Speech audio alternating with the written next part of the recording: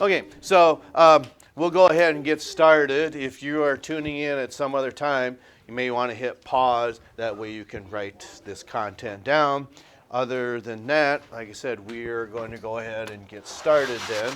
So we see something measured in joules. So what does that tell you? That it's work, can also be energy. Both are correct.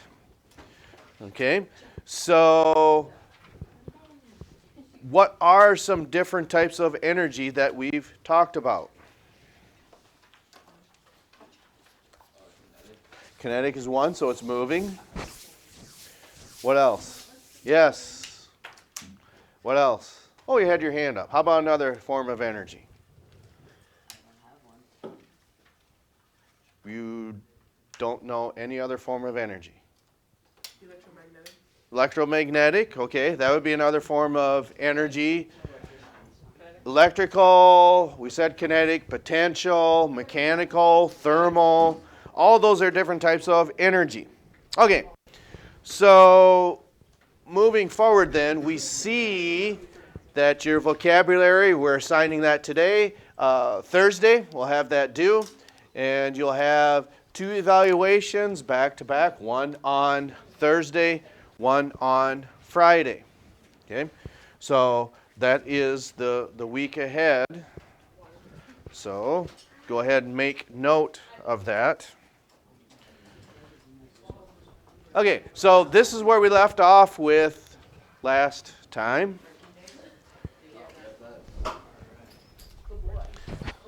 So what might the difference be between kinetic and potential energy? And we said it yesterday, or not yesterday, last week.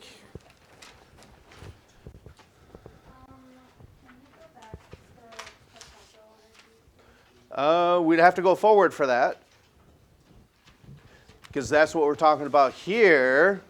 So what is this telling you? If energy is stored, how is this different than what we see here? Right.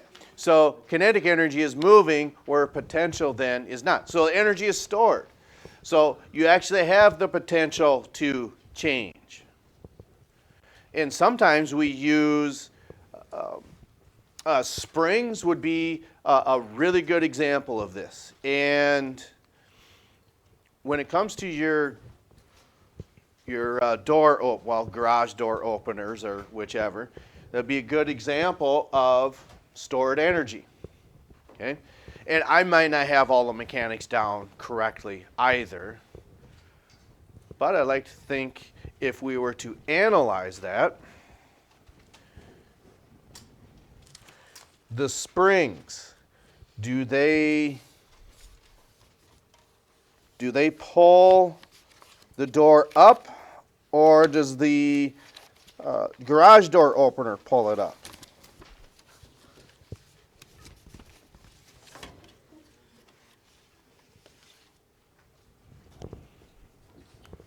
So how does your door open up? You hit the button. Oh, door's going up. How's it going up? So you have, whether it's a belt-driven or chain-driven garage door opener, so that's actually pulling on your door.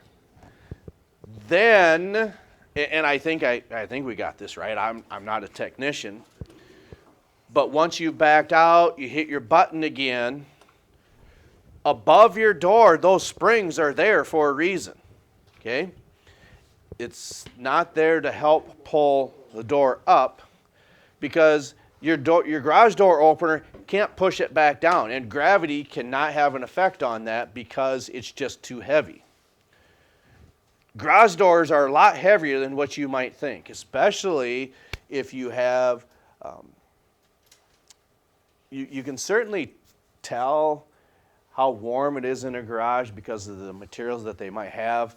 It could be, I would say, double insulated steel doors. Those would be the best. With the current house that we have, when we moved in, I think it was just, I wouldn't say plastic. That's not the right word I'm looking for. Vinyl.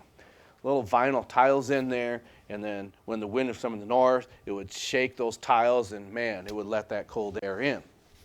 But what we mean by this, those big springs on there, again, you hit the button, so the machine's going to let it go, but those big springs that have all of that energy stored into it will pull that garage door back down.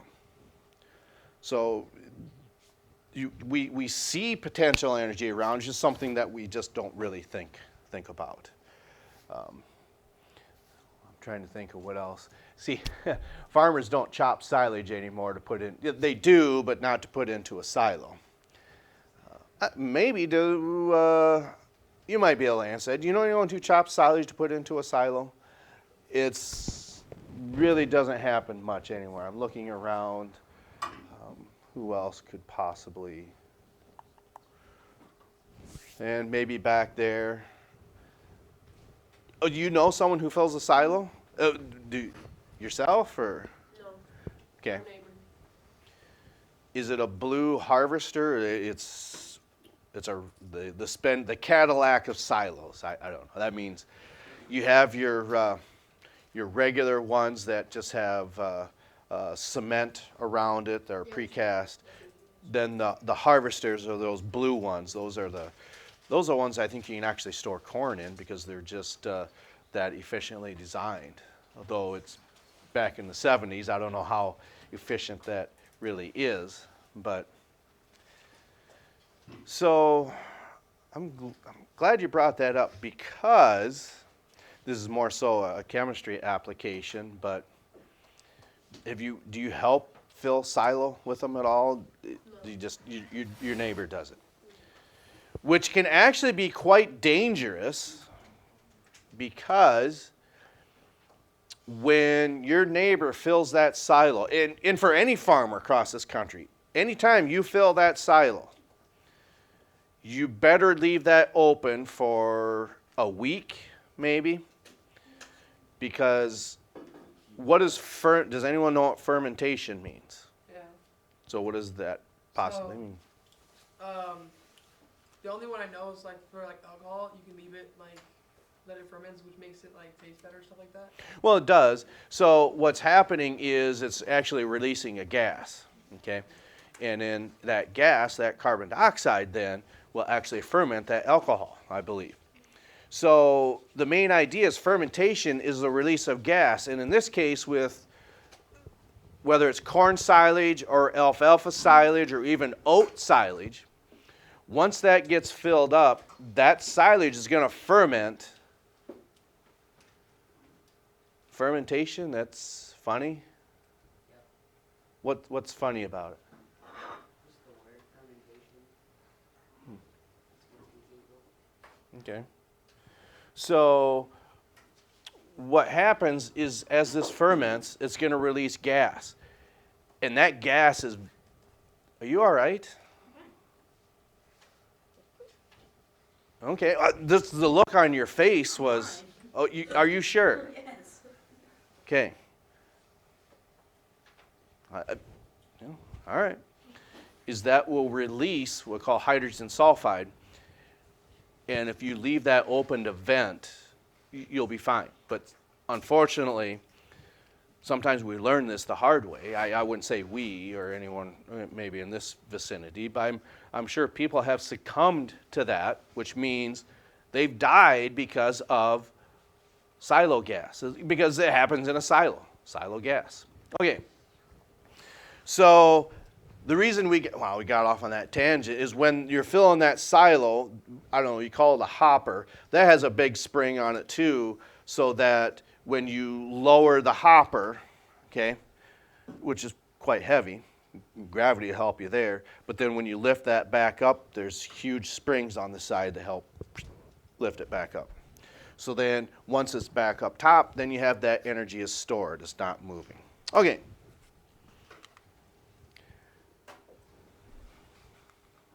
So what we see here, okay, is kind of, you could say, both working at the same time, electrical energy and thermal energy, because when we talk about the iridescent light bulb, It was just a filament that sends lots, well, I wouldn't say lots of electricity through there, because the filament is actually quite thin. But once you do that, when that heat is given off, light is then as well. So that's why sometimes thermal and electrical energy can, say, work together.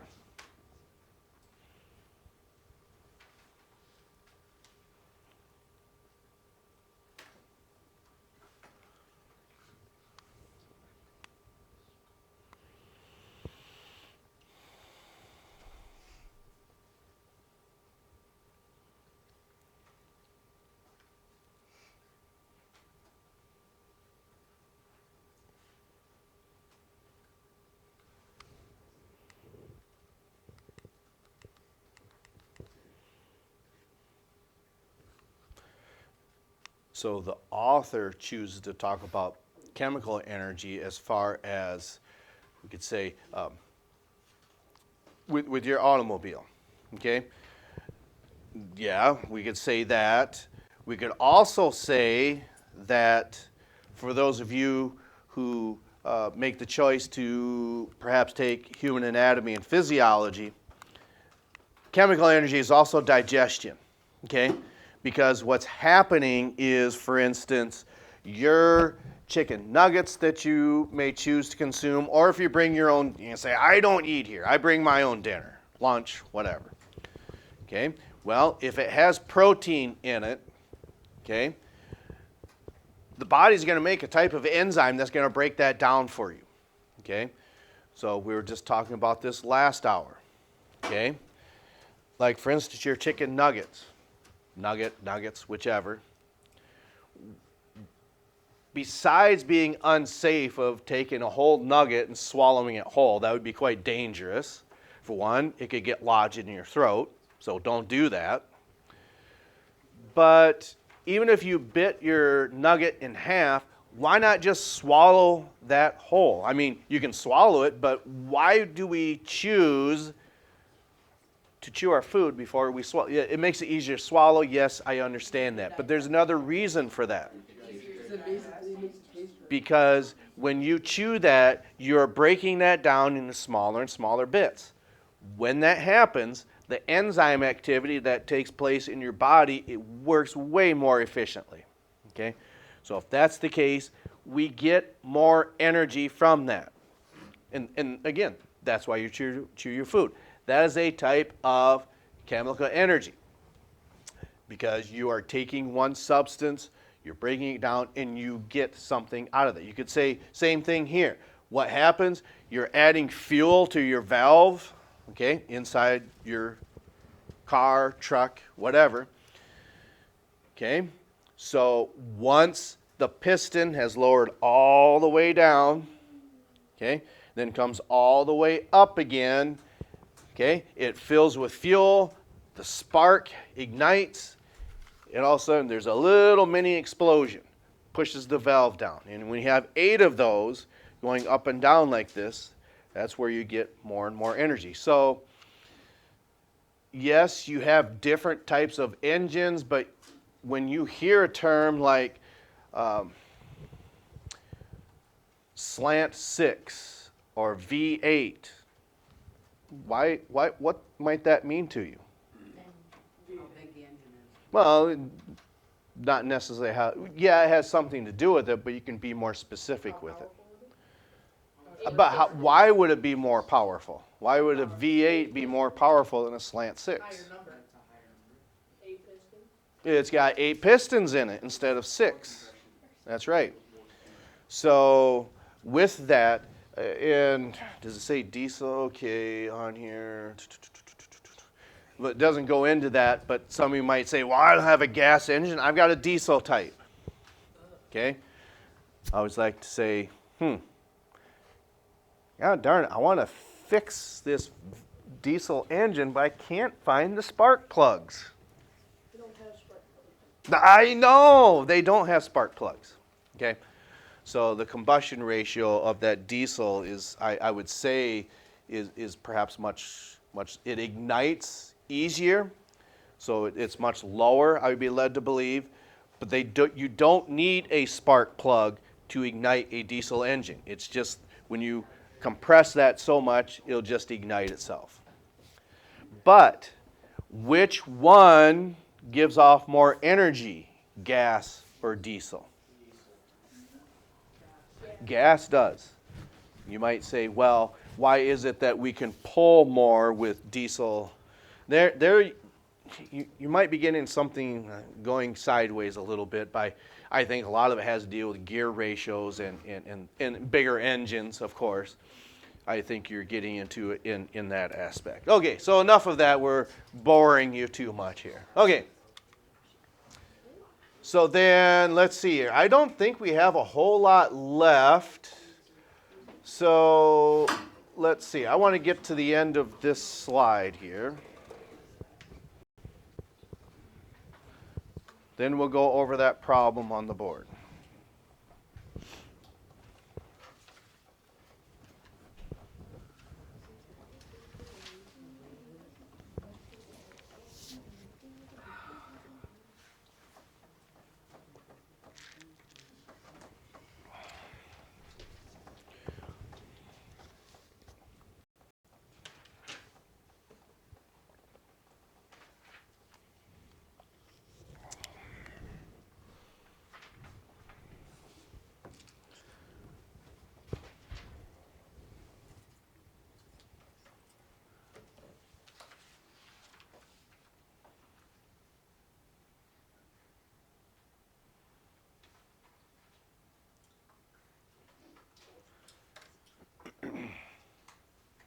Actually, we'll perhaps just get down to, because these do go hand in hand, but I want to talk a little bit about the top portion here. Until roller coasters got much, much bigger, okay, but probably back in the 20s, 30s, maybe 40s, I'm just thinking, is that not all roller coasters had engines on, well, motors on them. So what would happen is you would pull that roller coaster all the way to the top, okay, and then no more motor action would be needed. Gravity would do its work, so it's coming back down. So once that's up on the top, it might stop for just a moment. So what type of energy is that once it stops? Potential. So then gravity is going to do its work and start pulling it down. Changes that potential to kinetic. Okay? Then it goes back up top again. The kinetic energy is slowing down. Potential energy gets greater. Then it goes back down again. Potential energy is pretty small. Kinetic energy is much larger. And it's just back and forth and back and forth. So swing sets. Of course, we all know. Swing up. Comes to a stop, go back the other direction, get up to the top, you stop, come back down again. Okay, so that's a change of mechanical energy. We have potential and kinetic going back and forth. Same with a bow and arrow. Okay, for those of you who do deer hunting, okay, you may have your handy dandy compound bow, maybe.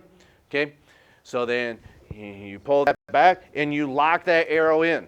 So it's not moving, so it's got potential energy on it. Then once you release it, straight shot, well, it's not going to be a straight shot. See, how many of you do deer hunting with a bow? Okay, so how far can you comfortably shoot that arrow? Okay, but how far, for other people then, not yourself, like you pointed out, how far can seasoned hunters shoot an arrow? Okay, and the reason I'm asking is I have no idea. So, and see, 80 yards just does not seem like that's a long distance. And it's not compared to a rifle, which is probably 350 yards, I don't know, 400 yards, okay? You sight it in your scope, but The problem with that is when you say, you said 40 yards?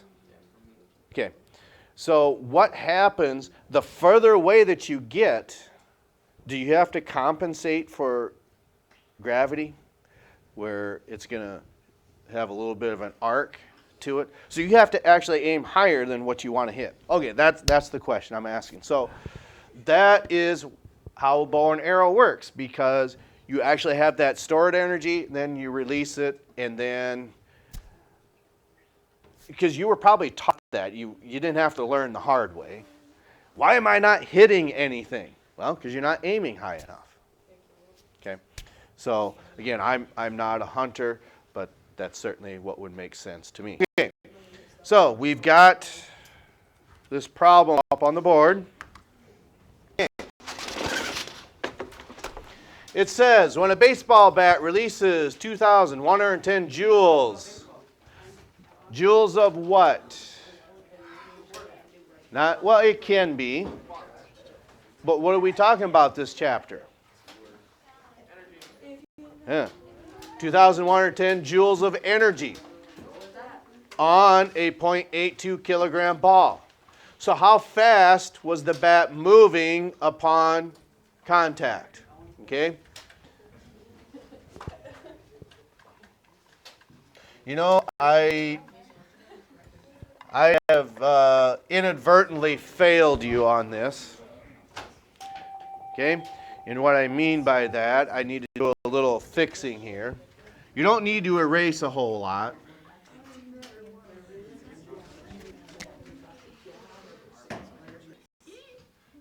We'll put a 2 in front of there. Okay. The reason, change that 0 to a 2. The reason that we had a 0 on there is I was thinking the baseball. But the baseball doesn't have the energy acting. It has it acting upon it from the bat. So you got to go by the mass of the bat, not by the mass of the ball.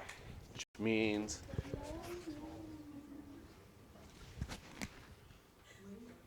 okay. So how fast was the bat moving upon contact? Okay. So for the 38th time, I don't know if that's right or not. 35th? So then after 35 times, people still don't get it right. I won't ever know why, but only you can answer that. So the 35th time, you've read the problem. What should you do? Okay, so what do we know?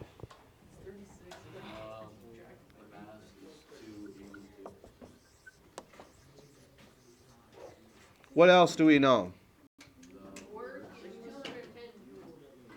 Okay, true, but we're going to go KE. But work is also measured in joules, so we're not wrong, but we're talking about energy now. Okay? Then what? What are we trying to solve for? Yeah, so how fast was that moving? Well, we don't know. Okay? So therefore, we'll just hit pause for, and then maybe let some of you work on this. Okay, so we have wrote down everything we know. Okay, so let's do what the formula tells us to do.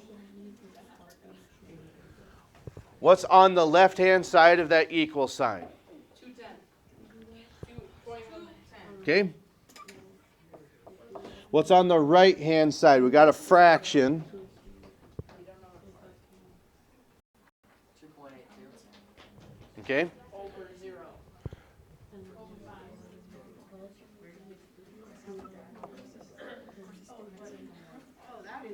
Okay.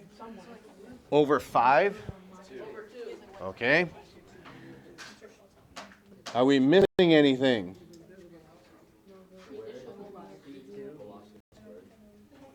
Okay, so we got that velocity squared. Okay, so what could we do with this? How can we get rid of our fraction here? Okay, we can multiply each side by 2. So that'd be 4, that'd be 2, that would be 2, and that would be 0. Would that be a correct presumption? You're just doubling these. Then what's over on the right-hand side now? What do we have on the right-hand side yet? Would the 0 be 2 though? Because you're doubling it? This here? It's 2 times. Take 2 times 0. Oh, what? 0 times. I'm Okay. thinking 2 All right. plus 0. So do we have anything left over on the right-hand side? Okay. And our variable. Okay? So how do we get that v squared all by itself? Divide. Can we do 2 steps at once here? No, you cannot. Okay? So if we're going to divide each side by 2.82, we'll rearrange this saying v squared now equals whatever that, what is this number divided by 2.82?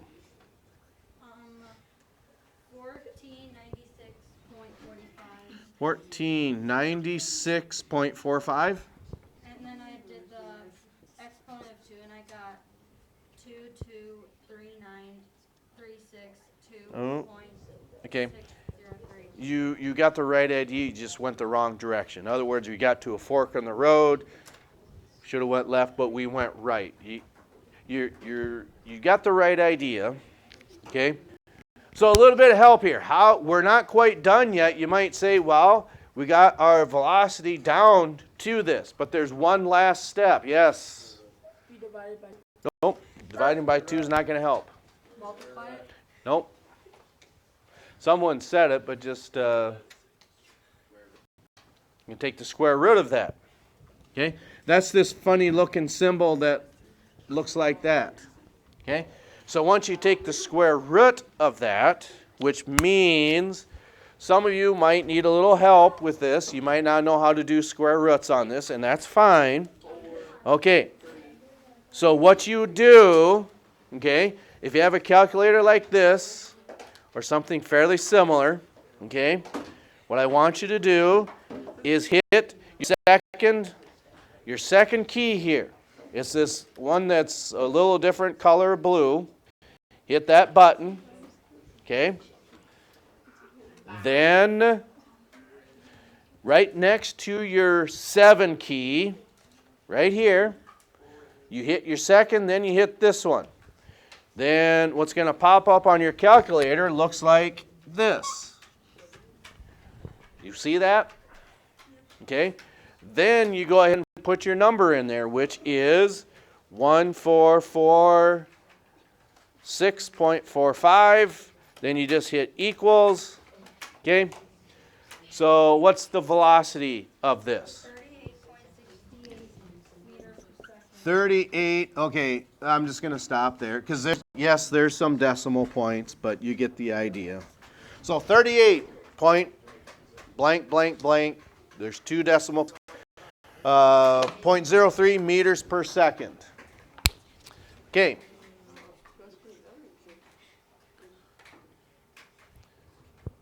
Questions on this? Front row, yes.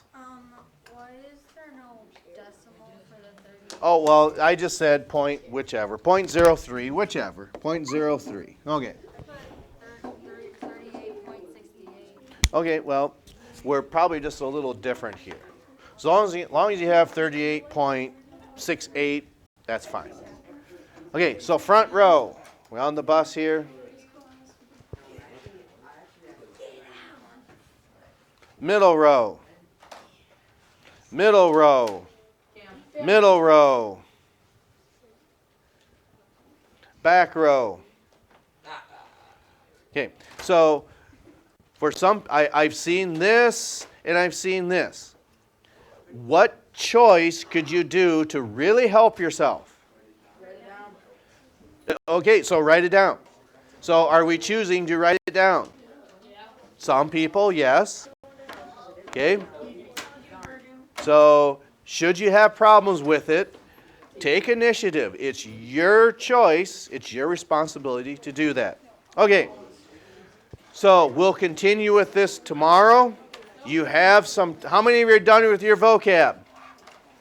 So now is your opportunity to do that, because tomorrow you're going to have an assignment over this. Okay? So I would highly recommend that you work on your vocab if you don't have it done. So the rest of the time then is yours.